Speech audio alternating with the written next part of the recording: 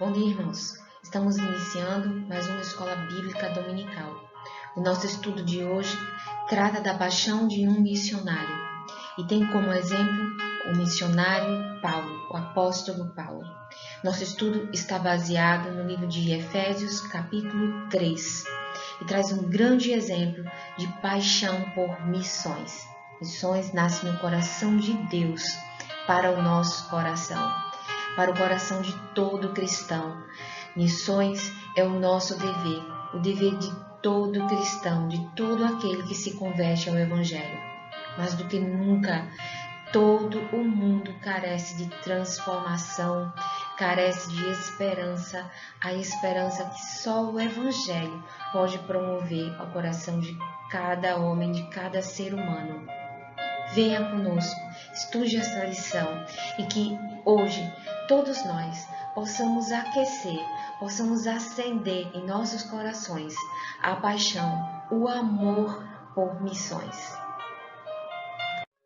A leitura do capítulo 3 do livro de Efésios apresenta o apóstolo Paulo como um apaixonado por missões. E 5 características que são fundamentais e que todo cristão deveria ter. Primeiro, a sua experiência inconfundível, que é revelada por sua conversão e por seu chamado. Quando nós nos convertemos ao Senhor Jesus Cristo, todos nós somos chamados a pregar a palavra. A pregação da palavra não é exclusiva aos pastores e missionários, embora alguns pensem que deve ser assim. Todos nós devemos assumir esse compromisso com o Senhor Jesus. Pregue a palavra. Mas isso deve ser acompanhado com uma vida de oração. Quando lemos o capítulo 3 do livro de Efésios, percebemos um exemplo de Paulo, o quão frutífero é seu ministério. Mas isso se deve à sua vida de oração, porque a vida de oração estabelece uma comunhão com Deus. Dá um norte à vida do cristão, porque esse norte é orientado pelo próprio Deus. Um outro aspecto que Paulo revela é a importância da igreja nesse processo de evangelização, porque missões caminham com o ensino. Não adianta evangelizar, trazer pessoas para o Senhor Jesus Cristo se elas não são ensinadas a compreender a palavra do Senhor. E a igreja assume um papel fundamental nesse processo. Paulo reconhecia isso e ensinava a respeito disso. Um outro aspecto fundamental é que não importava os momentos em que Paulo vivia, e os momentos em que ele passava ali não eram momentos muito bons. Ele se importava com as pessoas que estavam ao seu redor e tinha por objetivo despertar ânimo e vigor para que elas não desanimassem, para que elas não fraquejassem. E Paulo, mesmo passando por momentos ruins, procurava despertar esse ânimo nas pessoas. Essas características nós iremos discutir mais à frente. No entanto, nesse momento, nós queremos responder uma pergunta que nos inquieta. Como Paulo, que não caminhou com Jesus Cristo durante seu ministério, poderia pregar com tanta propriedade esse evangelho? O próprio Paulo responde no capítulo 3 do livro de Efésios. Vamos ler o capítulo 3, dos versículos 4 ao 6. Ao lerem isso, vocês poderão entender a minha compreensão do ministério de Cristo, do mistério de Cristo. Esse mistério não foi dado a conhecer aos homens de outras gerações, mas agora foi revelado pelo Espírito aos santos apóstolos e profetas de Deus, a saber, que mediante o Evangelho os gentios são co-herdeiros com Israel, membros do mesmo corpo e co-participantes da promessa em Cristo Jesus. Essa leitura nos traz 3 aspectos importantes que nós gostaríamos de frisar nesse momento, entre tantos outros. Primeiro é que o apóstolo Paulo nos mostra que, mesmo não tendo caminhado com Cristo durante seu ministério aqui na terra, ele passa a compreender os seus mistérios, os mistérios de Deus, porque o próprio Deus lhe dá a compreensão, lhe dá discernimento para compreender esses mistérios por meio do seu Espírito. E diz também para nós que isso não é um privilégio somente dele, que isso não foi um privilégio somente dele, mas que Deus fez isso por ele, pelos apóstolos e pelos profetas também. E fez isso para que eles pudessem ensinar a outras pessoas.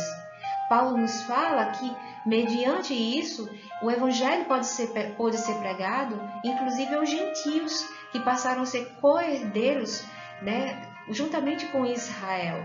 Co-herdeiros de quê? Co-herdeiros do povo de Israel, co-herdeiros da salvação.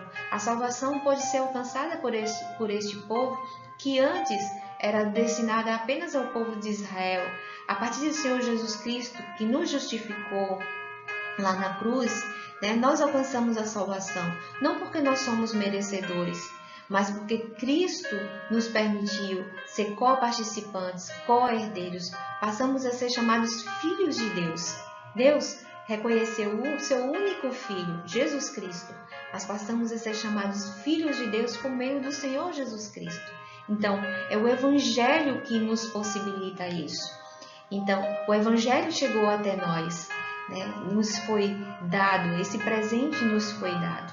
E Paulo reconhece que essa palavra chega até ele por meio dessa revelação, porque Deus assim o quis. Isso lhe foi revelado pelo Espírito.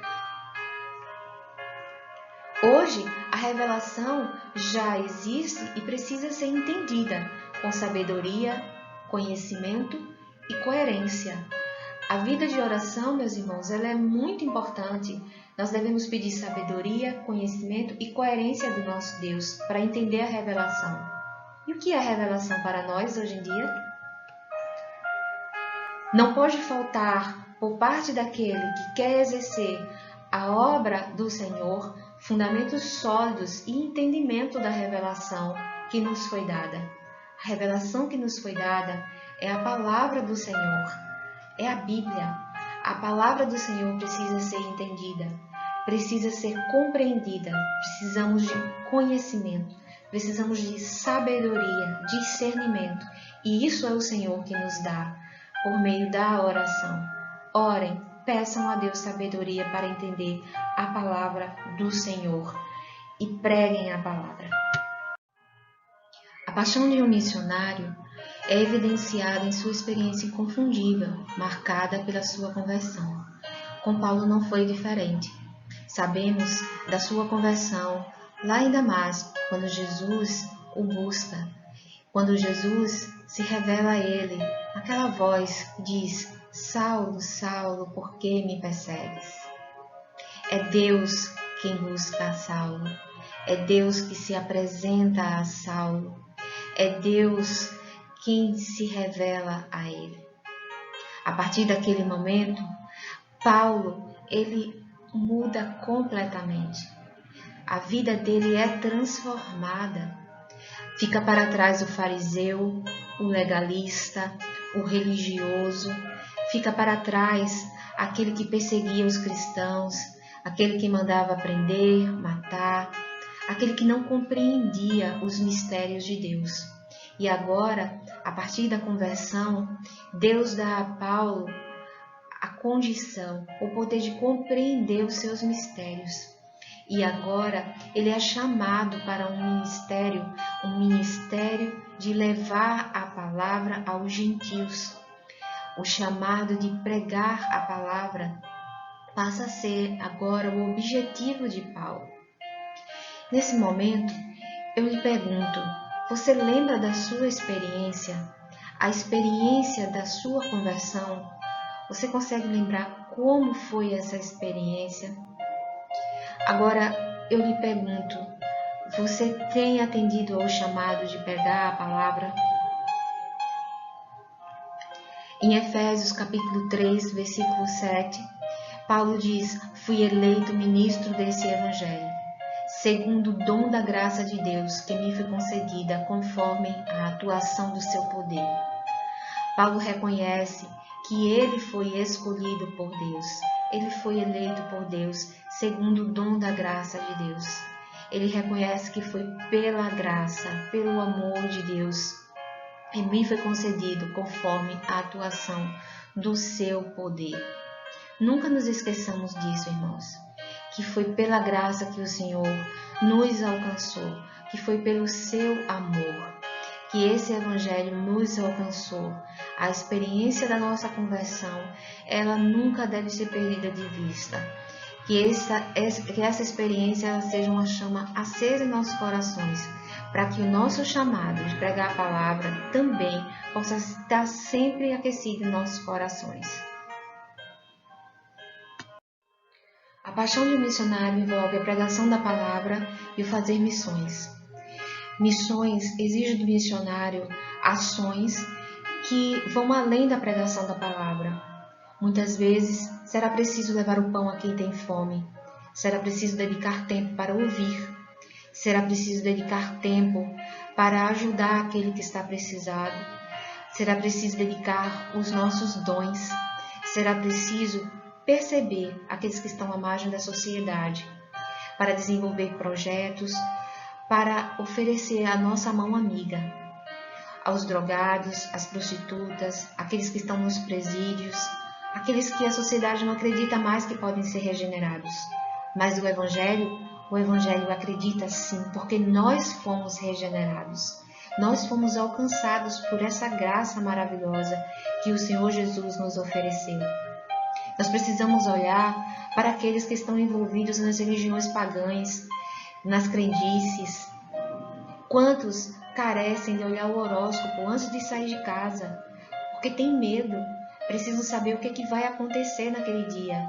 Precisamos oferecer o Evangelho da graça, o Evangelho que dá segurança e que o Senhor está conosco, aconteça o que acontecer. Mas para isso, precisamos pregar a palavra. Mas muitas vezes nós nos sentimos incapazes de fazer isso. Muitas vezes temos medo, muitas vezes nós não estamos atentos às oportunidades que surgem durante o nosso dia, no ônibus, no trabalho, na faculdade, na rua. Precisamos estar atentos. O apóstolo Paulo nos ensina em Efésios, capítulo 3, versículo 14. A mim, o menor entre todos os santos, foi concedida a graça de anunciar aos gentios as riquezas insondáveis de Cristo. Perceba que se o apóstolo Paulo se sentia o menor de todos os santos, ele conseguiu pregar o Evangelho com autoridade, com amor, com verdade, e conseguiu alcançar, por meio do Espírito Santo, a tantas pessoas. Imagine nós hoje, com a palavra do Senhor, a revelação em nossas mãos, e com tantas oportunidades que temos hoje, nós iremos conseguir também, com tantos ensinamentos que nós temos. Mas precisamos de uma vida de oração, assim como o apóstolo Paulo nos ensinou. Preguem a palavra, e nós também iremos, a exemplo do apóstolo Paulo, alcançar muitas vidas para o Senhor Jesus. Em Efésios capítulo 3, especialmente dos versículos 14 ao 21, Paulo faz uma oração maravilhosa, numa perspectiva não somente daqueles que haviam se convertido, mas daqueles que vinham a se converter. E isso é maravilhoso, porque nós, como cristãos, como missionários, devemos sempre orar na perspectiva da conversão daqueles que estamos evangelizando. Esse exemplo, ele foi deixado por Jesus Cristo, e nós devemos seguir os passos de Cristo. A respeito da oração, da vida de oração de Paulo e dessa oração, desse exemplo que Paulo nos deixa, no capítulo 3, versículo 14, Paulo fala o seguinte: por essa oração dobro meus joelhos perante o Pai. E a partir daí ele realiza a sua oração. Eu convido os irmãos a fazer essa leitura que vai do 14 ao 21. Nós não iremos fazê-la aqui, mas eu convido os irmãos a fazer uma reflexão sobre essa oração, porque ela apresenta alguns aspectos que são muito importantes. Os primeiros aspectos que nós queremos chamar a atenção é para os aspectos da dependência e humildade. Dependência porque Paulo revela que sem oração nada frutifica em nossa vida. Precisamos ter a dependência do Senhor. Em tudo que fazemos, precisamos reconhecer que sem Deus nada somos, nada fazemos, nada irá frutificar. Precisamos da orientação, do norte que o Senhor nos dá para realizar as coisas que são do Senhor, para realizar tudo em nossa vida. Tudo é dele. Precisamos também reconhecer isso no ato de humildade. É belíssimo quando lemos que Paulo dobra os joelhos. Paulo era um fariseu. Percebemos o quanto a conversão transforma a vida de Paulo. Era comum aos fariseus orar pelas esquinas, pelas praças, para serem vistos, orar em pé, para que as pessoas percebessem as suas orações. E Paulo dobra os seus joelhos. Dobrar os joelhos para fazer oração é um ato de humildade. É um ato de humildade diante de Deus, né? De reconhecimento de que há alguém superior, alguém maior diante de você. E é tão importante perceber isso, perceber essa transformação do Evangelho na vida de Paulo. É um ato de quebrantamento diante do Senhor de Paulo. E ele nos deixa esse exemplo. A oração revela a comunhão de Paulo com Deus. Quando lemos a oração, a profundidade dessa oração que Paulo realiza, numa perspectiva futura, o desejo que Paulo tem para os futuros cristãos, o que ele deseja para nós, os gentios, é maravilhoso. Quando lemos a passagem de João, capítulo 17, 20 e 21, Jesus diz: "E não rogo somente por esses, mas também por aqueles que pela Tua palavra hão de crer em mim, para que todos sejam um como Tu, ó Pai, o és em mim e eu em Ti, que também eles sejam um em nós, para que o mundo creia que Tu me enviaste." Então, Jesus ora por aqueles que iriam crer na palavra, que iriam crer nele, no Evangelho da salvação. Que exemplos maravilhosos! Que alegria, irmão, saber que o Senhor Jesus um dia orou por mim e por você, pela nossa conversão. Assim somos nós hoje, assim devemos ser nós hoje, devemos orar por aqueles que irão ouvir o Evangelho, por aqueles que estão ouvindo o Evangelho nesse momento, em todos os lugares do mundo.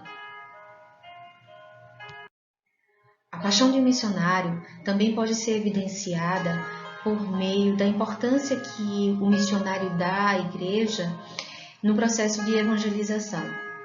Isso porque a sabedoria de Deus só pode ser evidenciada por meio da igreja. Vejamos o que Paulo diz a respeito dessa sabedoria que vem do alto em Efésios capítulo 3, versículo 10. Para que agora a multiforme sabedoria de Deus seja manifestada por meio da igreja aos principados e poderios nas regiões celestiais. Há 3 perguntas a serem feitas. Quem conhece a sabedoria de Deus? Como é conhecida esta sabedoria? O que é conhecida? Este versículo responde bem. Quem conhece a sabedoria de Deus são as potestades, os principados. Nós estamos falando de seres e autoridades celestiais. Como é conhecida essa sabedoria? Apenas por meio da igreja. Daí a sua relevância. O que é conhecida? A sabedoria. Essa sabedoria, ela não é humana. É uma sabedoria espiritual. É uma sabedoria divina. Ela vem de Deus. E ela só pode se tornar conhecida, ela só pode ser evidenciada por meio da igreja. Embora a igreja possa desenvolver diversas atividades aqui na Terra, é importante que se entenda que ela não pode ser substituída, transformada em um clube social, em uma instituição de caridade, por exemplo. Ela não pode e jamais deve ser substituída por ações de entretenimento. A igreja, ela é uma instituição criada por Deus aqui na Terra e cumpre um papel fundamental de evangelização, de propagação da palavra do Senhor, do Evangelho. Nada e ninguém pode substituir a Igreja de Jesus neste mundo. A paixão de um missionário também pode ser revelada no despertar ânimo e vigor, mesmo diante dos momentos mais difíceis. Paulo revela isso em toda a sua trajetória de perseguição, de prisão. Em Roma, quando foi preso, mesmo assim continuou desfrutando de liberdade para pregar e pregava com autoridade, com amor ao Evangelho. Paulo aproveitava toda a oportunidade que tinha para continuar o seu ministério de levar a palavra aos gentios. Ele não desfalecia e assim continuava dando exemplo aos cristãos.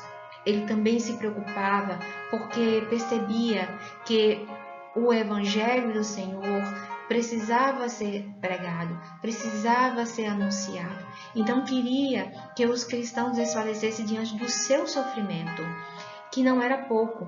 Ele temia que os cristãos se afastassem do Evangelho, desfalecessem, se desmotivassem.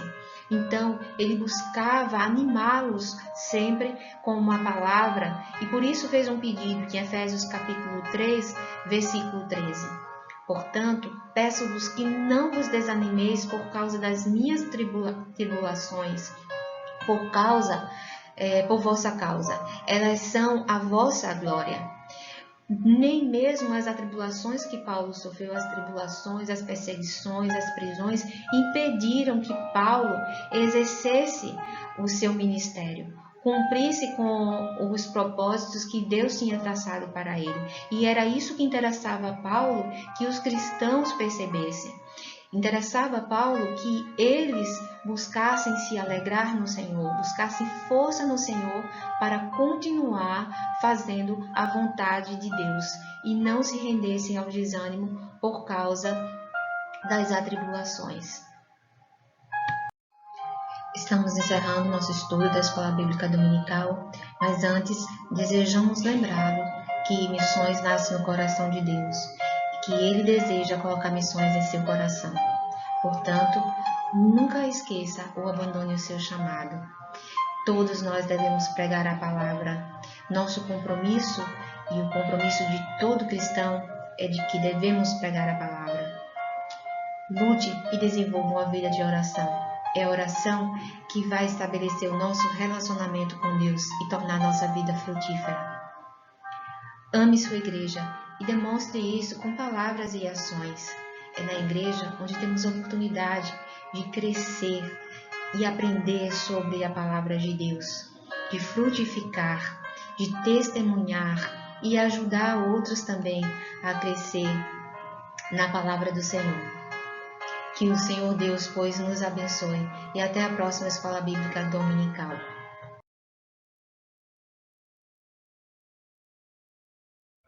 Graça e paz, irmãos, que Deus nos abençoe. Vamos aos avisos da semana.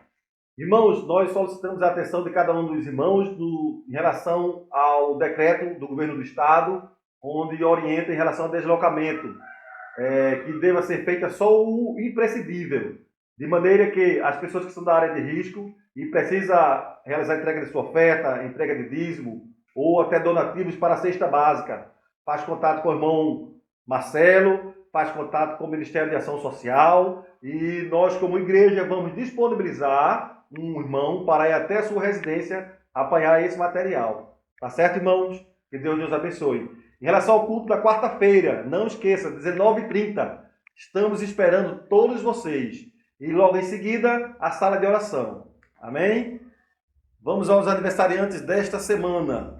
Nós temos o dia 22/5, nossa irmã Adeilda Maria, nossa irmã Esther Ramos, no dia 18/5, irmão Getúlio Pereira, que Deus o abençoe, no dia 22/5, nossa irmã Ingrid Daiane, 20/5, Jairo Francisco, no dia 24/5, Josias Marcolino, no dia 24/5, e nossa irmã Maria de Fátima, no dia 22/5, nossa irmã Paula Beltrão, no dia 18/5, que Deus o abençoe, nossa irmã Raíza Conceição, no dia 21/5, e nosso querido irmão Ricardo Passos, no dia 20/5. Que Deus abençoe cada um de vocês, que nós possamos estar orando por esta família e que Deus conceda cada dia bênçãos e bênçãos na vida de vocês e de seus familiares.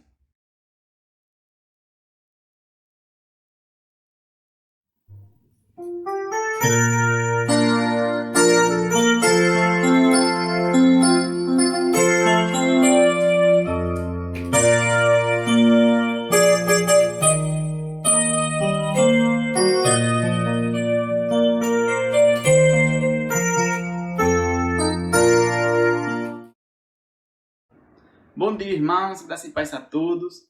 Vamos dar início a mais um culto para a glória do Senhor, nosso culto desta manhã.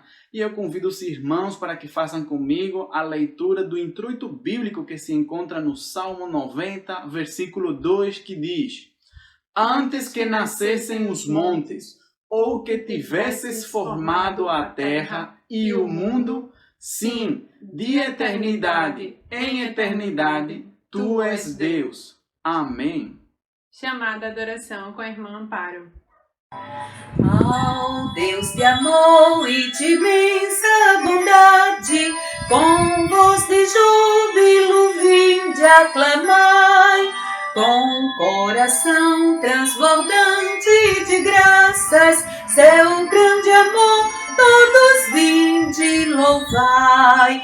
No céu, na terra, que maravilhas vai operando o poder do Senhor, mas seu amor aos homens perdidos das maravilhas é sempre a maior. Já nossos pais nos contaram a glória de Deus falando com muito prazer, que nas tristezas, nos grandes perigos, Ele nos salvou por seu grande poder.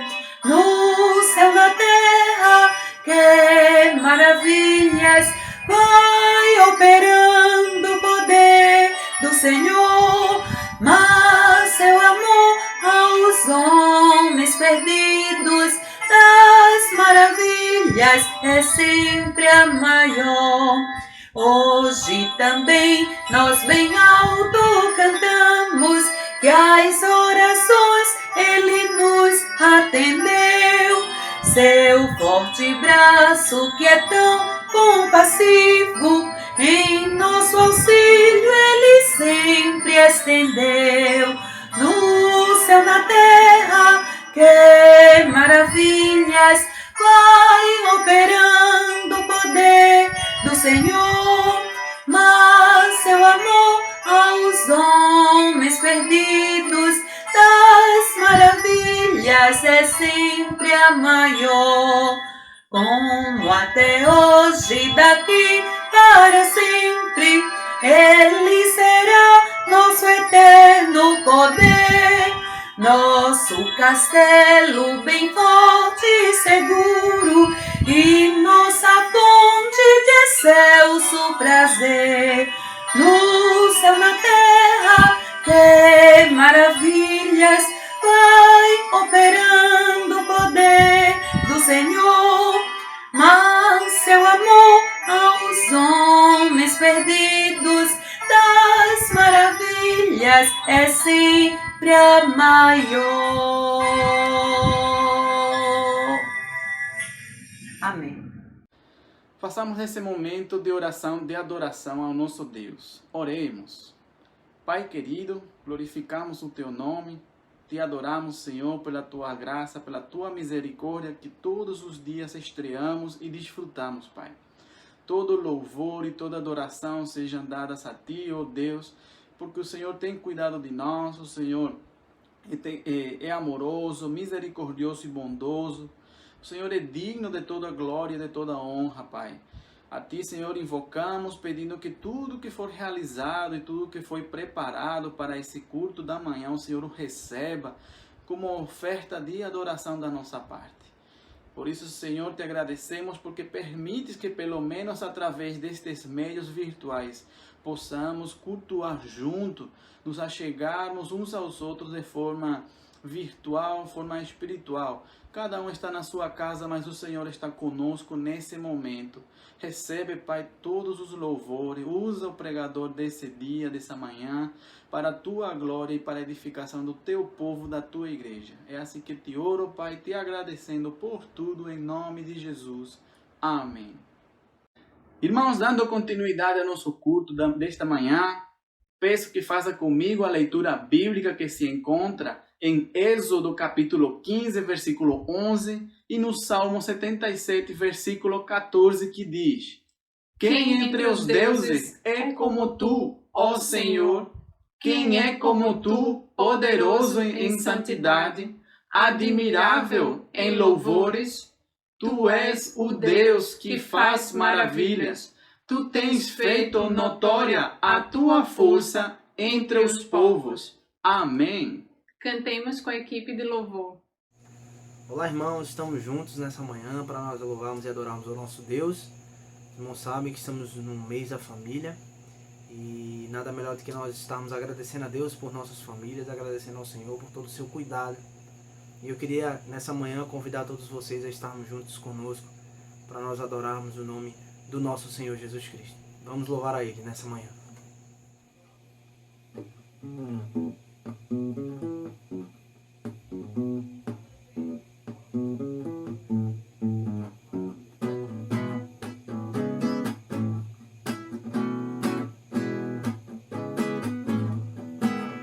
Minha casa e eu serviremos a Deus. Oh yeah! Minha casa e eu serviremos a Deus. Como é bom sua voz sempre obedecer, os seus passos seguir, seu querer cumprir, nossas vidas consagradas voltar para o seu louvor.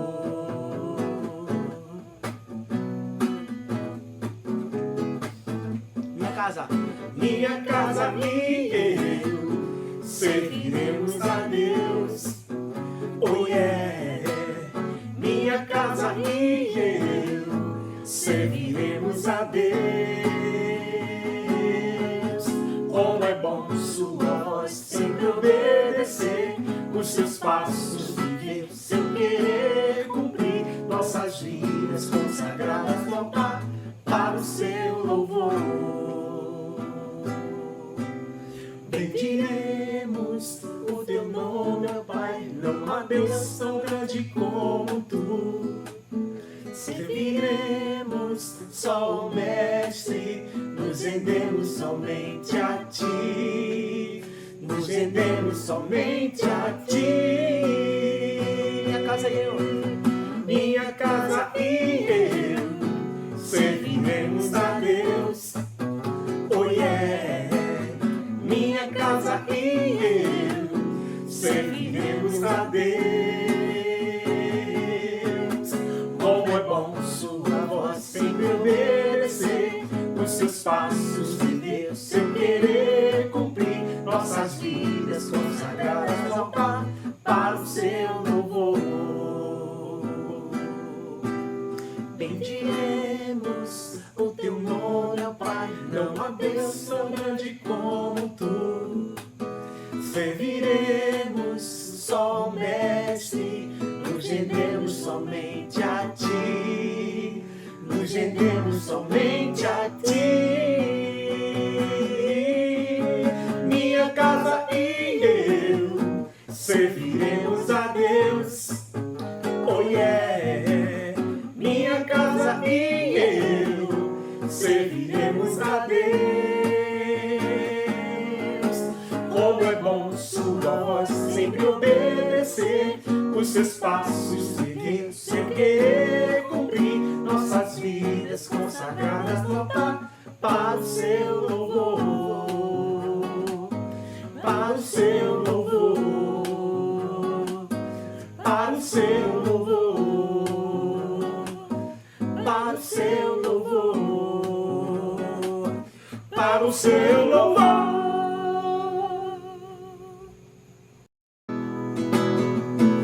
Bem-aventurado,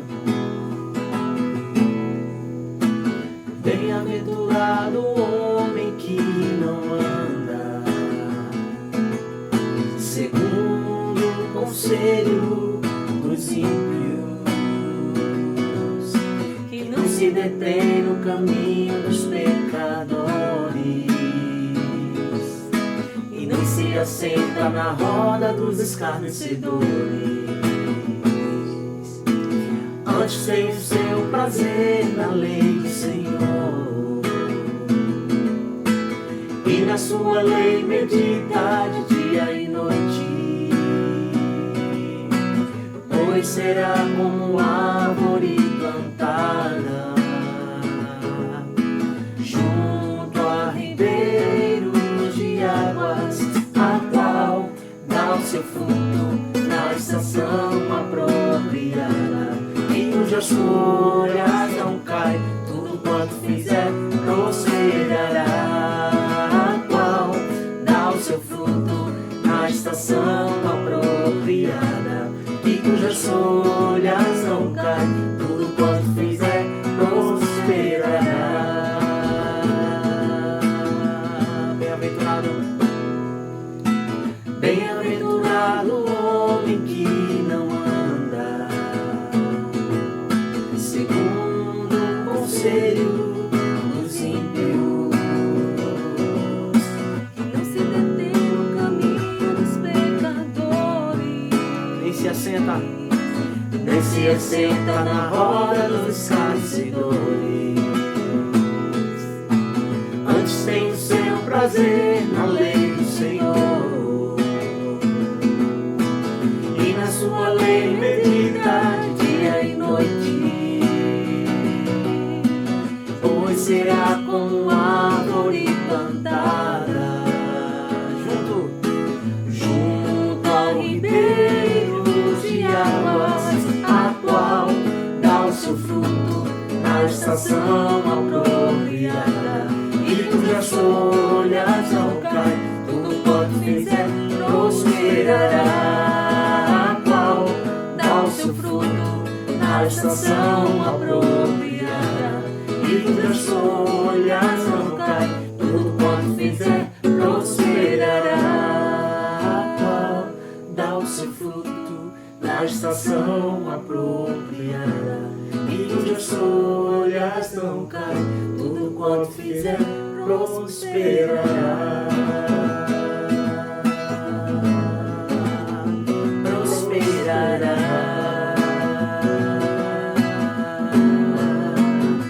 Prosperará. Graças e paz, amados. Este é o momento da dedicação dos dízimos e ofertas. É o momento onde os adoradores consagram sua vida, consagram os seus pertences, entrega o fruto do seu trabalho no culto. Um culto não pode ser pleno se não tiver um momento do ofertório. É o momento onde nós reconhecemos toda a providência de Deus em nossas vidas. E lá em Salmo 100, versículo 2, diz: servi ao Senhor com alegria. Pois esta alegria deve estar também no serviço da oferta. No ofertar, assim como lá em Paulo, 2 Coríntios, capítulo 9, 7, diz: cada um contribua segundo o que propõe no seu coração, não com tristeza ou por necessidade, porque Deus ama ao que dá com alegria. Nós somos movidos a ofertar para agradar a Deus. Nós somos movidos para ofertar como gratidão pelo que Deus nos deu primeiro. E é neste intento que vamos nos elevar a Deus em oração, para agradecer pelo que Deus tem feito em nossas vidas.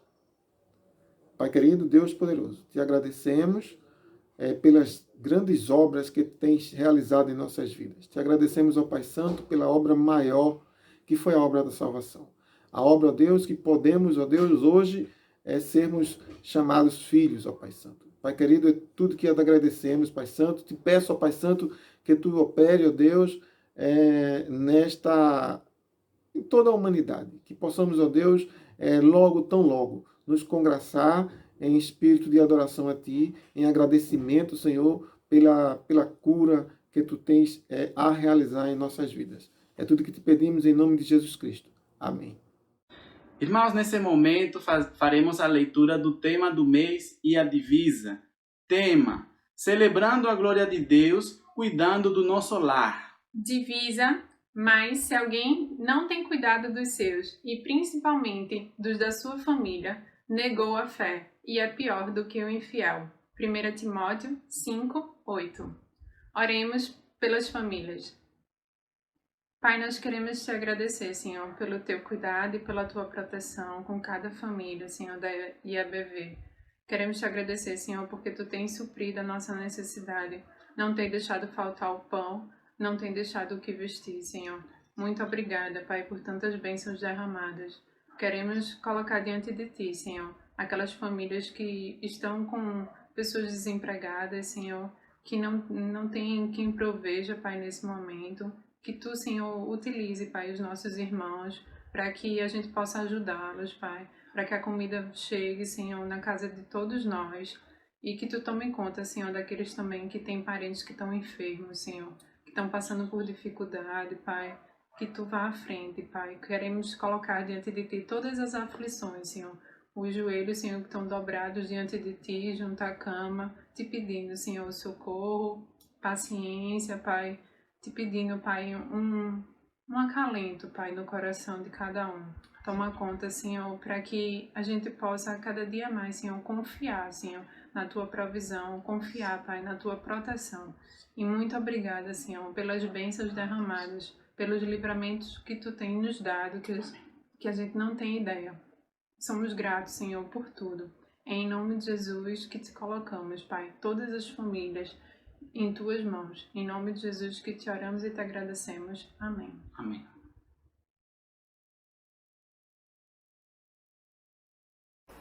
Irmãos e irmãs, estamos aqui mais uma vez para compartilhar a palavra do Senhor. E nesse mês de maio, mês que denominamos Mês da Família, faço um registro aqui muito importante, muito justo e de agradecimento a Deus pelo Ministério de Educação Cristã da Igreja, o Departamento Infantil, todos os irmãos e irmãs que fazem esse trabalho e que participaram ativamente com as crianças da programação do Dia das Mães. Fiquei muito feliz. Eu sei que não foi possível colocar tudo aquilo que os irmãos tinham preparado em outra oportunidade, quem sabe, mas louvo a Deus pela forma singela, a mensagem maravilhosa que as crianças transmitiram às mães e toda a igreja. Realmente nos tocou e nós louvamos a Deus pela vida de cada mamãe e de cada irmã que faz esse papel também, e assim tem essa responsabilidade tão sublime. Eu quero nesse momento pedir que os irmãos abram suas Bíblias na primeira epístola de Paulo a Timóteo, no mês da família, e dentro daquilo que elegemos como divisa para o mês da família, para o cuidado da casa, enfatizando o cuidado e a responsabilidade que nós temos com as famílias, com os nossos, primeiramente. Abram suas Bíblias na primeira epístola de Paulo a Timóteo, capítulo 5. Nós vamos ler dos versículos 1 a 8. Não repreenda asperamente, diz o apóstolo, ao homem idoso, mas exorta-o como se ele fosse seu pai. Trate os jovens como a irmãos, as mulheres idosas como a mães, e as moças como a irmãs, com toda a pureza. Trate adequadamente as viúvas que são realmente necessitadas. Mas, versículo 4, mas se uma viúva tem filhos ou netos, que esses aprendam primeiramente a colocar a sua religião em prática, cuidando de sua própria família e retribuindo o bem recebido de seus pais e avós. Por isso, agrada a Deus. A viúva realmente necessitada e desamparada põe sua esperança em Deus e persiste dia e noite em oração e em súplica. Mas a que vive para prazeres, ainda que esteja viva, está morta. Ordene estas coisas para que sejam irrepreensíveis. Versículo 8. Se alguém não cuida de seus parentes, e especialmente de sua própria família, de sua própria casa, negou a fé e é pior que um descrente. E em outra versão diz que é pior do que o infiel. Irmãos, essa é a palavra, esse versículo 8 nós escolhemos como divisa para o mês de maio, denominado mês da família. Nós gostaríamos que os irmãos tomassem atenção agora, gostaríamos de mostrar aos irmãos que o cuidado com os de casa, primeiramente, e os da família, revela nossa fé em Jesus.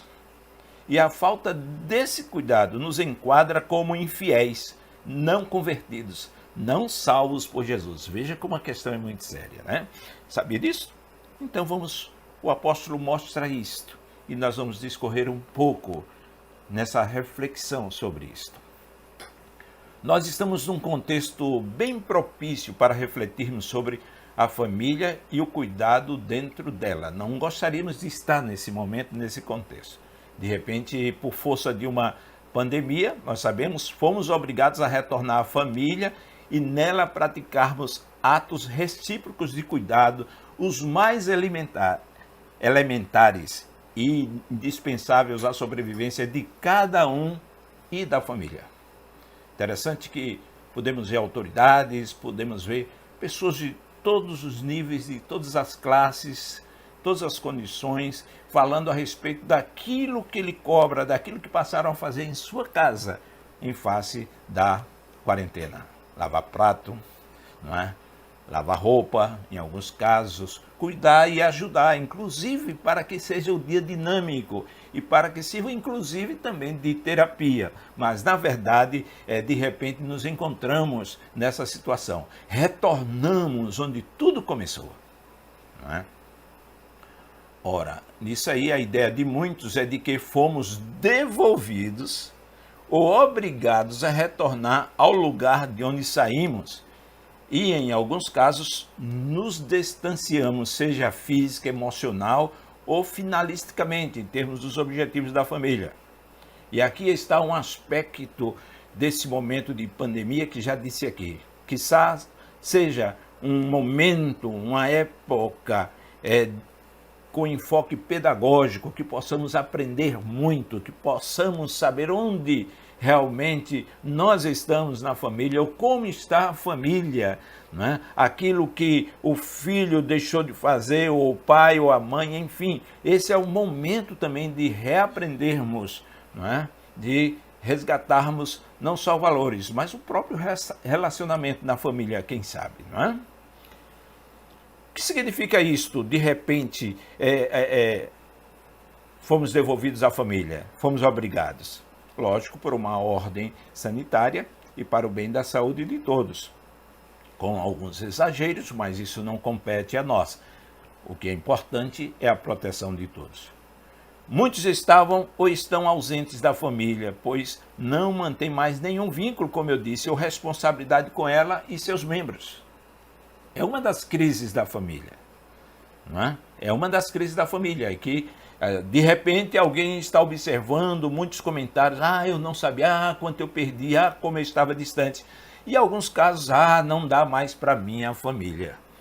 Infelizmente, as notícias dizem de problemas com violência doméstica, aumentada a violência doméstica, com separações e outras questões, porque as pessoas já não se encaixam, se distanciaram muito da família. Uma coisa que me chamou a atenção, irmão, sobre o tema da família e o cuidado dela nesses dias de pandemia, foi o grande número de manuais e sugestões de como viver e cuidar da família nesses dias. A televisão está dizendo isso, né?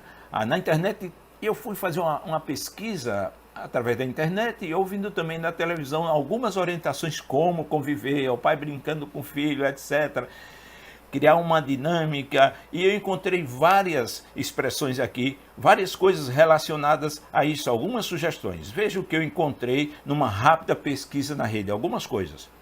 Pandemia perturba o equilíbrio das mães que trabalham em casa. É uma notícia.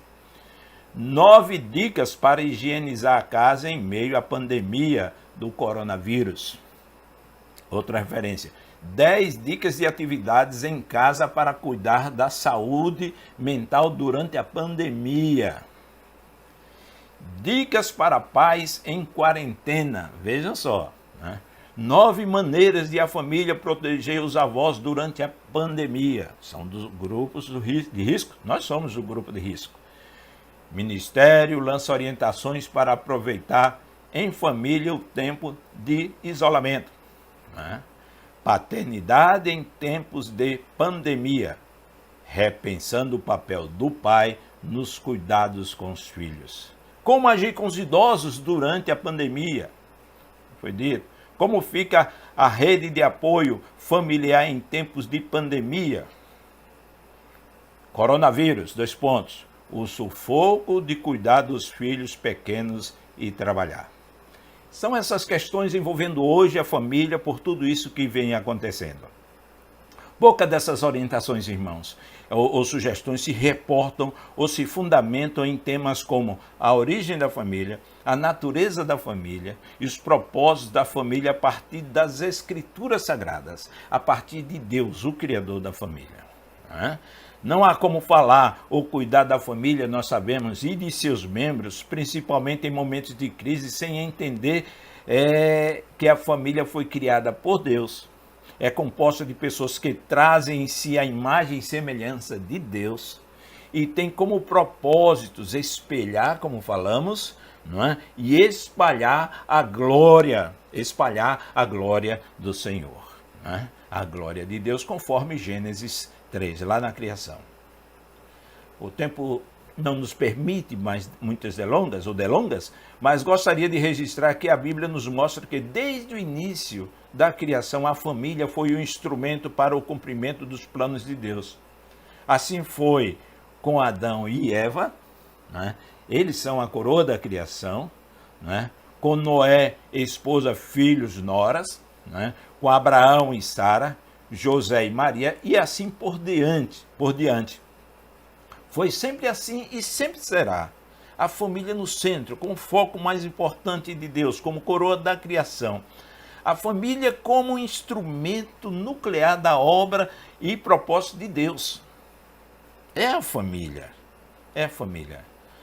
Criação, restauração da criação, da salvação do homem perdido e na sua redenção final. Aliás, nós nos céus, diz a palavra de Deus, seremos uma só família. Diz lá, um só rebanho e um só pastor, um só pai, um só pastor. João 10:16, disse Jesus. É por causa da centralidade, meus queridos irmãos, da família nos propósitos de Deus, que o inimigo tem se levantado de várias formas contra a família. Ultimamente, terrivelmente, tem se levantado exatamente buscando destruir a família, né? Seus valores e os princípios cristãos, as verdades bíblicas a respeito da família e o propósito de Deus através dela. Exemplo disso é o tema da ideologia de gênero, a banalização do casamento, criação de outras figuras que dizem que é um casamento, segundo Deus não é, e outros instrumentos nocivos que buscam desconstituir a família, porque desconstituindo a família, desestruturando a família, a sociedade vai abaixo mais facilmente.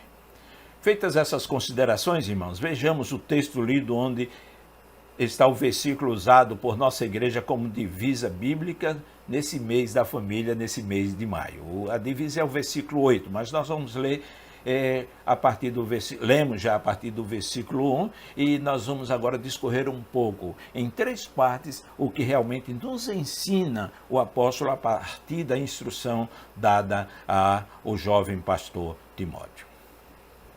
O texto da carta de Timóteo, ou a epístola, é uma das epístolas pastorais, são 3 epístolas pastorais, Timóteo 1 e 2 e Tito. Não é?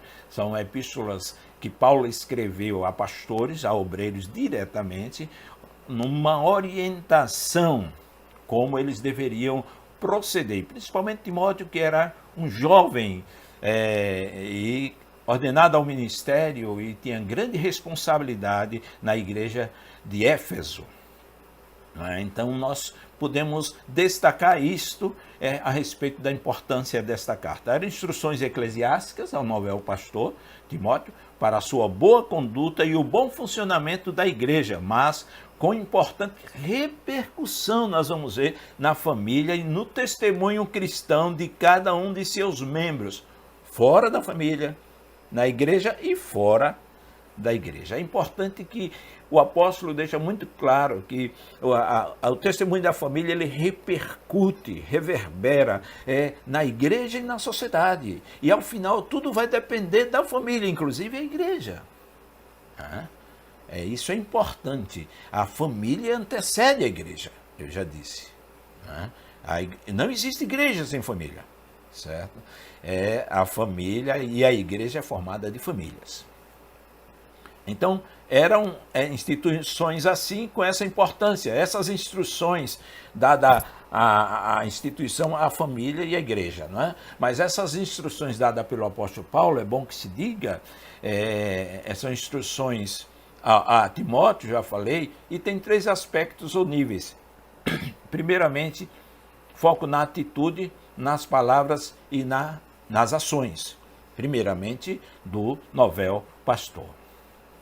E a parte a questão do combate às heresias e dos hereges, nós temos aí, os irmãos no estudo dessa carta sabem, a parte disso, os falsos mestres, a carta tem como objetivo capacitar Timóteo a fornecer uma orientação eficaz para a igreja de Éfeso, de modo que sua conduta seja coerente com seu caráter. Tinha muito a ver com a conduta dele, certo? Aquilo que ele iria ensinar aos irmãos ali em Éfeso. O texto lido, irmãos, ele se reporta ao trato que devemos praticar com pessoas idosas, vimos lá, pessoas de outro sexo, e a responsabilidade que os membros da família, filhos e netos, devem ter pelos de sua casa. No caso, as viúvas que podem ser mães ou pode ser avós. É importante que aqui nós vamos dar apenas essa ênfase, e depois do capítulo 9 tem outras instruções também para a família e membros da família, e que o apóstolo deveria observar e ensinar a membresia da igreja. Nos versículos de 1 a 3, vejam os irmãos aí, eu vou fazer uma leitura breve, rápida, diz assim: não repreenda asperamente ao homem idoso, mas exorte-o como se ele fosse seu pai. Trate os jovens como a irmãos, as mulheres idosas como a mães, e as moças como a irmãs, com toda a pureza. Trate adequadamente as viúvas que são realmente necessitadas.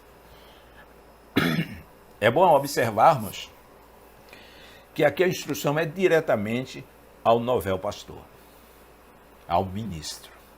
A importância disso para o relacionamento na igreja e para o reflexo disso na família, que o pastor deveria observar quanto ao trato. Nós observamos que às vezes entre pais e filhos falta o respeito. Há uma desobediência estruturada em muitas famílias. Nem o Estado, dizem os especialistas, estudantes da sociologia jurídica ou da sociologia comum ou geral, que a desobediência civil, a desobediência fora da família, ela começa na família. Certo? Infelizmente, muitas famílias têm produzido pessoas desobedientes. E aí nós podemos ver como também as prisões e outros lugares indicam a presença muito dessas pessoas por força em face da ausência do respeito, da consideração no trato, na palavra, como o jovem, o filho fala com o pai ou com a mãe, como ele responde, como o pai fala com a mãe e a mãe fala com o pai. Tudo isso, nesse contexto, o apóstolo está dizendo, na questão de idade, respeite.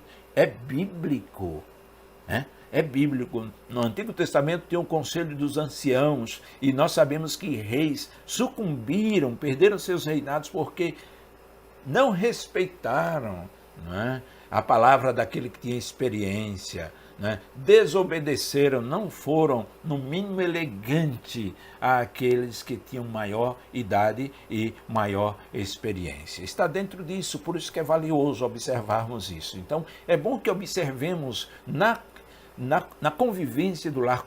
Filho, como é que está? Filha, como é que está? Como é que você se porta diante de seu pai e sua mãe? Como é que você responde quando você se contraria? E às vezes nem precisa se contrariar. Tem situações que já estabelecidas uma posição de guerra no relacionamento. A mesma coisa entre pais e filhos, entre pais, o esposo e a esposa, o pai e a mãe. Então, isso é importante para nós. E aqui o apóstolo está dizendo, olhe para que você seja um pastor exemplar, um obreiro exemplar e possa ensinar, tenha legitimidade para ensinar, você precisa tratar bem essas pessoas, seja pela idade, seja pelo sexo, seja pela necessidade. No caso, idosos, não é? Mulheres, pessoas do outro sexo, certo? E também aqui no caso das viúvas, né? Que aí envolve idade e também necessidade. É importante, eu queria dizer que aqui a questão das viúvas, porque na época não se tinha um fundo de pensão, as viúvas não recebiam uma pensão ainda naquele contexto, não é? Na sinagoga se atendiam muito bem, ou existia um plano de atendimento às viúvas, e a igreja se iniciava, a igreja cristã, e não tinha, e era importante. Ser viúva era uma situação de fragilidade, principalmente material, não é? E viúva com os filhos menores ainda mais. Então, aqui tem exatamente essa ideia que nós encontramos de necessidade, pessoa com necessidade. Por isso, nesse contexto, é muito importante ressaltar isso.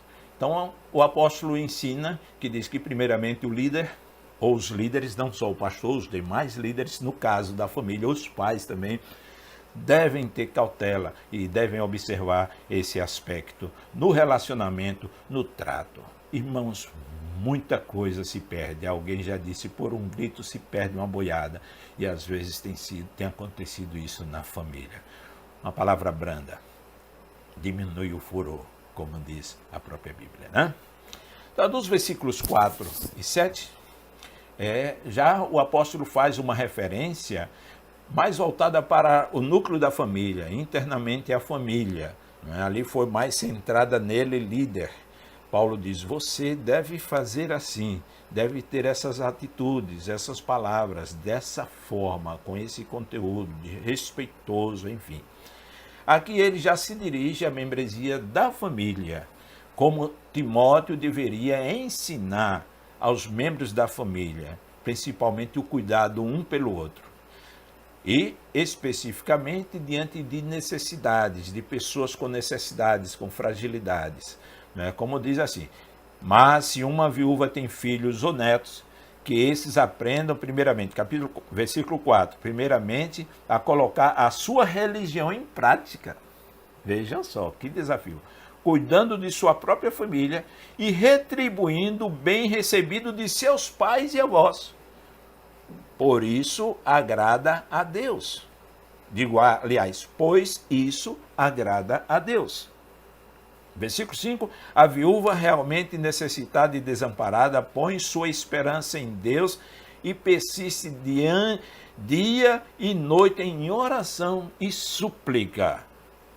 Mas a que vive para os prazeres, ainda que esteja viva, está morta. Ordene, Timóteo, ordene isso, oriente, eduque nesse aspecto, nesse sentido. Ordene essas coisas para que sejam irrepreensíveis.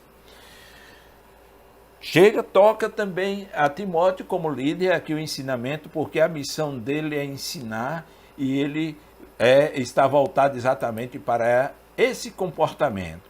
Né? Pessoas com necessidades na família, aqui tipificada na questão da viuvez, as viúvas, né? E por causa dessas necessidades, em determinado momento, primeiro, a ordem, diz o apóstolo, primeiro, os membros da família devem socorrê-la. Felizmente, nós temos e vemos algumas situações em que os membros renegam. Né? Me chamou a atenção uma reportagem essa semana que assisti em um canal, em que um pai, numa situação bem precária de vida, morando morando num lugar de insegurança e tinha uma perna amputada, e ele dizia, a partir do dia que eu perdi essa perna, parece-me que era diabético, alguma coisa assim, fui desprezado por meus filhos. Meus filhos nem comigo falam. E de repente está ali na rua sendo entrevistado pelo repórter e vem alguém numa moto e ele diz, olha, esse aí é meu filho, veja se ele vai falar comigo. E o rapaz da moto passou, né? E daqui volta, olha, ele está vindo, disse o repórter. Pois é, veja se ele vai parar para falar comigo. E o rapaz passou com um capacete, não deu para identificar, e disse, está vendo? Me abandonaram. Então, às vezes não precisa nem existir isso, às vezes tem pais, né? Tem pessoas com necessidades da família abandonada dentro da família. Pode ser até filho mesmo abandonado. Não é? Mas aqui a instrução está voltada exatamente para aqueles ou aquelas viúvas que têm filhos e netos. Então a ordem é essa: primeiro, os da família atendem e ajudam e socorrem, devem socorrer seus próprios membros, certo? E mais adiante, logicamente, não havendo membros que possam socorrer, ou a necessidade é geral para todos os membros, então aí a igreja deve ajudar. Mas é importante, nós não vamos fazer muitos destaques de versículos a versículos, mas é importante dizer aqui que a ordem é esta: primeiro, atenda aos seus, de casa, atenda aos seus, socorra, certo? Tendo filhos e netos, adultos que podem socorrer, não socorrem, nós vamos ver no final o que o apóstolo diz em relação a esses, né? Então, devemos ver isso. E, em último lugar, o versículo 8 diz, se alguém não cuida de seus parentes, e especialmente dos de sua própria família, negou a fé, e é pior que um descrente. Como eu disse, é pior que um infiel. Aqui essa palavra descrente é aquele que não foi convertido, é o incrédulo mesmo, ou seja, nega a fé, certo? E vejam só que questão de grande responsabilidade.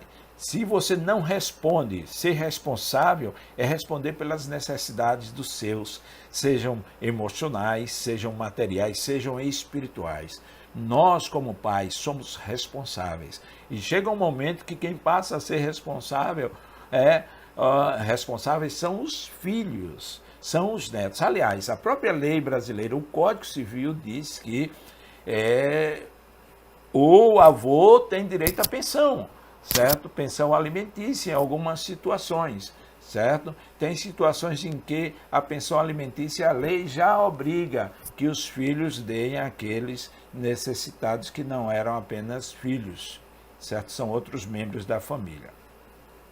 Irmãos, estamos chegando ao final dessa reflexão, nesse dia em que, nesse domingo em que comemoramos, estamos no mês da família.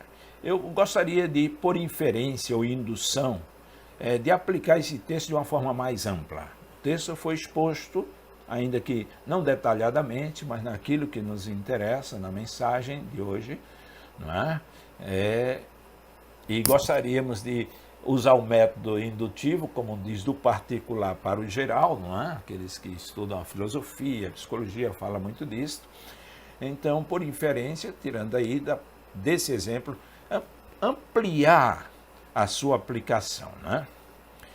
Poderia dizer aqui que temos a família em 3 níveis, mas no mesmo grau de responsabilidade de seus membros. Entenda, a família em 3 níveis. A família de casa, primeiramente.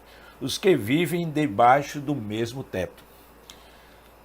Temos a família, essa é a família de casa. Temos a família da terra, os parentes, como dizia meu avô, os aderentes, por relação sanguínea, de afinidade ou por doação, ou adoção. Então, a família da terra são todos os nossos parentes, não só aqueles que estão em casa, mas todos da família espalhados por várias cidades, estados, no caso nosso, e no mundo, né? Ok, parentes. Temos a família, olha o terceiro nível, de Jesus. E eu gostaria de dizer que essa é a família do céu. Essa é a família do céu. Vejam só lá em Mateus 23, 46 a 50, Não é? E aqui a família de Jesus não é nada mais, nada menos que a igreja. A igreja, nós somos a família dos céus. Né? Ou do céu, ou a família de Jesus. A igreja é formada por todos que fazem a vontade do Pai que está nos céus, conforme Mateus 23, 46 a 50. Não vou ler o texto todo, mas ali Jesus está reunido e alguém, chegam alguns lá fora e querem falar com ele, e vem alguém dar o recado: olhe, Senhor, mestre, teus irmãos, tua família e tua mãe estão lá fora. Né? E Jesus vem e faz uma declaração que precisa ser compreendida, como ele tira os limites, não é? Os limites geográficos de uma família ou de sangue apenas entre as pessoas da família dele, da família de Deus. E estendendo mão para os seus discípulos, disse: eis aqui minha mãe e meus irmãos, porque qualquer que fizer a vontade de meu Pai que está nos céus, este é meu irmão e irmã e mãe. Né? Mateus 23, 50, versículo 50. Então, expandida essa missão. Isso aqui tudo tem um contexto da graça de Deus, da missão do próprio Jesus, da família dele não ficar só numa relação sanguínea, humana, biológica, mas centrada naqueles que obedecem e cumprem a vontade de Deus.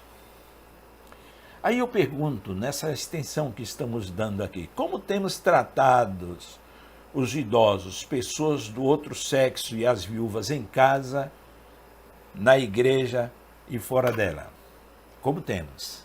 Né? Isso é bom pensarmos nesses dias de quarentena, nesse mês da família. Qual o grau de responsabilidade, seja a responsabilidade no aspecto espiritual, de ensinar a palavra de Deus, lembram de Deuteronômio 6? Qual o grau de responsabilidade em ensinar a palavra de Deus na família? Qual o grau emocional, de responsabilidade emocional, de você ter sentimento e compartilhar, ter empatia com os membros da família?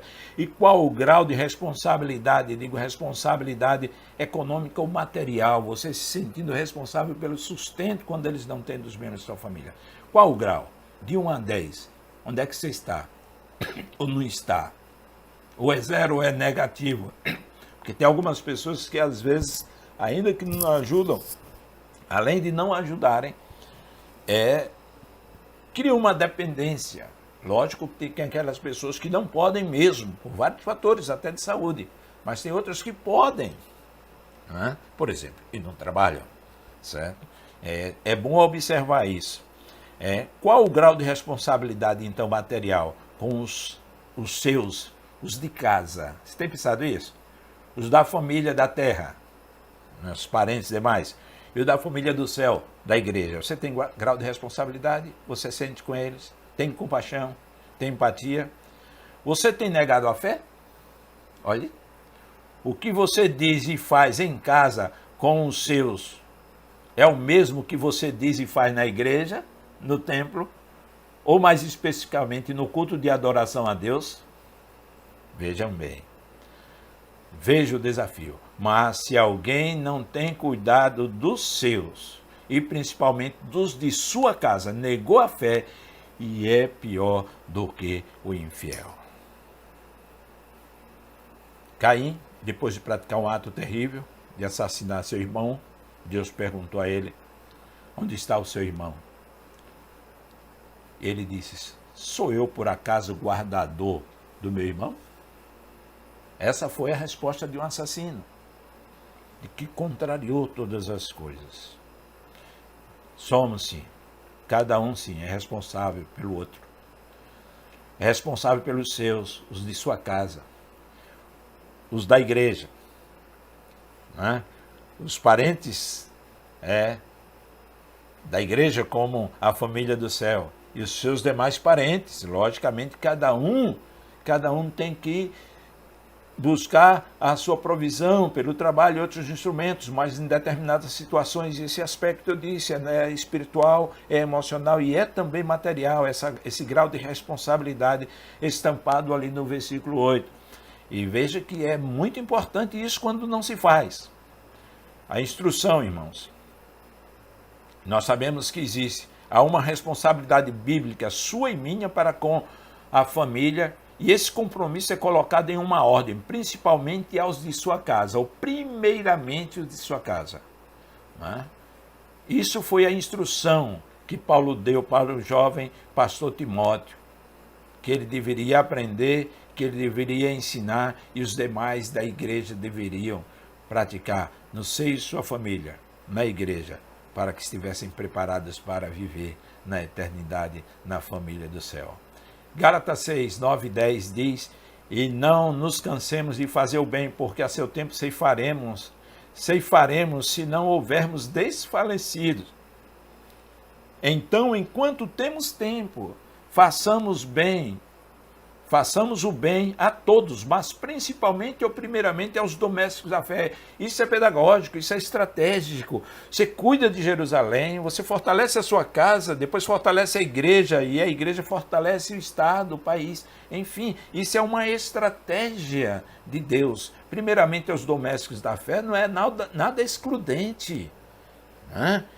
Eu vim para a casa de Israel. Lembram que nós falamos aqui? Jesus disse, eu vim primeiro para a casa de Israel, uma questão estratégica, porque Israel seria a nação, foi a nação escolhida por Deus, com a função sacerdotal, instrumental, para que através de Israel o evangelho chegasse ao conhecimento de todos, ou o Messias fosse anunciado, Jesus fosse anunciado. Israel recusou, certo? Mas a ordem primeiro foi esta. Então é importante, primeiro em Jerusalém, depois na Judeia, até os confins da terra, são estratégias de Deus, certo? Para que a base possa, não é, dar sustentação, entendeu? Ao trabalho. A base aqui é a família. Primeiro a família. É importante. E eu quero terminar exatamente porque no reino de Deus não cabe aquela máxima da chamada lei de Muricy. Antes a lei de Gerson que diz tirar vantagem de tudo, não é? Mas aquela lei de Muricy que diz cada um cuida de si. Desde pequeno ouvi isso. Mas não é, na família não cabe isso, na família de Deus. Por que cuidar então dos meus e da minha família? Porque a família, primeira resposta, é criação de Deus. É de Deus, não deixe, vamos salvar a família, irmãos. E com a palavra de Deus, com o ensino da palavra de Deus, dos ataques que estão aí, a família é criação de Deus. Por que cuidar dos meus e da minha família? Porque a família é composta de pessoas que são a imagem e semelhanças de Deus, como você, eu, seus pais, seus filhos, todos nós. Também porque a família é a primeira e mais importante organização de pessoas que tem como objetivo maior, como diz Gênesis 3, nos ensina ali, espelhar e espalhar a glória de Deus. E principalmente, porque o apóstolo diz, não é? O apóstolo diz, nesse texto, eu digo principalmente por causa do texto, porque sou crente, sou filho de Deus. Se você nega ajuda aos seus, você nega a sua fé. Isso é muito sério. Se você se omite, você está negando a sua fé. Como Paulo orientava a Timóteo, para que ele fosse o mesmo no templo e em casa, não é? Façamos nós também, irmãos, vivamos, portanto, para a glória de Deus, ajudando os nossos, da nossa casa primeiramente, na nossa primeiro nível de família, ajudando os da igreja, certo? Para que possamos juntos estar na família dos céus. Que Deus salve a família e que nós estejamos convictos de que no contexto do Brasil hoje, irmãos, a instituição que mais carece da atenção dos cristãos, dos crentes, dos servos do Senhor, dos convertidos, é a família. E só através de um cuidado, atendendo às necessidades dela, sendo cada um de nós responsáveis pelas necessidades espirituais, emocionais e materiais da família. Façamos assim como diz o texto. Porque se alguém não cuida de seus parentes, e especialmente dos de sua própria família, negou a fé e é pior que um descrente. Segundo a Bíblia, sem cuidar dos seus, você está dizendo que não é crente, que não foi convertido. Essa é a verdade. Que Deus nos abençoe e abençoe a família, as famílias da igreja, e abençoe a igreja como família maior, para que um dia estejamos lá nos céus como uma só família, com um só pai, um só pastor. Amém? Irmãos, glorificamos ao Senhor porque permitiu que realizássemos mais um culto para a glória do Senhor, e a palavra que foi trazida nessa manhã tenha servido para a edificação da sua vida, assim como foi para a edificação da vida da minha família. Façamos esse momento de oração final para a glória do Senhor. Ore comigo. Pai, muito obrigado, Senhor, que o Senhor tenha se agradado de tudo que foi realizado nessa manhã. Tudo foi para a honra e glória do Senhor e foi para a edificação da tua igreja. Te agradecemos, Senhor, por tudo, pela palavra, esperando que o Senhor tenha se agradado dos louvores, tenha os recebido com muito agrado, com muita alegria, e que o Senhor fortifique cada um de nós nesse dia e no resto do dia. E também, Senhor, que logo à noite a gente possa desfrutar de mais um culto, trazer mais um culto para o Senhor se alegre, o Senhor permita, Senhor, que a tua igreja receba, Pai, essa palavra de vida eterna que só o Senhor pode trazer para cada um de nós. Obrigado por tudo, glorificamos o teu nome pela tua graça, pela tua bênção, pela salvação, pela tua misericórdia e pela vida eterna. Vem pronto por nós, pela tua igreja, toma as providências necessárias, Senhor, para que essa pandemia acabe logo, para que a gente como igreja possa se encontrar de forma pessoal. Mas por enquanto, toma conta, Senhor, de cada um de nós, cuidando como o Senhor tem feito até esse momento. Muito obrigado porque nunca deixou faltar nada em nossa casa. E glória ao teu santo nome, em nome de Jesus. Amém.